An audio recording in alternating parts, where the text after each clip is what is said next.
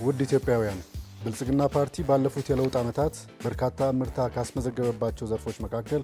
የውጭ ግንኙነትና ዲፕሎማሲ ዘርፍ አንዱ ነው። በዚህ ዘርፍ የኢትዮጵያ ብሔራዊ ጥቅምና ሀገራዊ ክብር፣ የዜጎች መብትና ደህንነት፣ ወዳጅ ማብዛትና በሁለትዮሽ እንዲሁም በባለብዙ ወገን መድረኮች ላይ የላቀ ተደማጭነት ለኢትዮጵያ ማስገኘት ቁልፍ ግቦቻችን ናቸው። ብልጽግና በእነዚህ ግቦች ስኬት ረገድ በተግባር የተፈተነ በእጅግ አስቸጋሪ ዓለም አቀፍና ቀጠናዊ ሁኔታዎች ውስጥ በድል የተሻገረ የኢትዮጵያን የዲፕሎማሲ ቁመና ያደሰ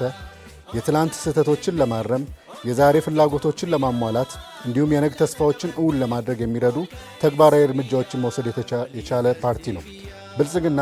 ከዚህ ቀደም እምብዛም ትኩረት የማይሰጣቸውን ሀገራት፣ ቀጠናዎች፣ የትብብር መስኮችና የዲፕሎማሲ አካሄዶችን በሙሉ እይታ ዳግም በመቃኘት ኢትዮጵያ እጅግ ፈጣን በሆነው የዓለም እድገትና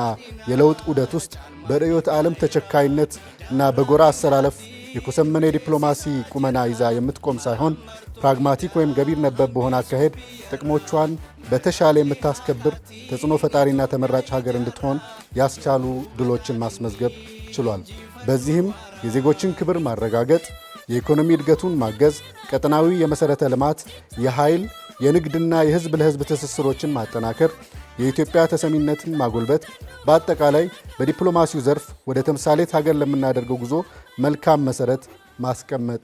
ተችሏል።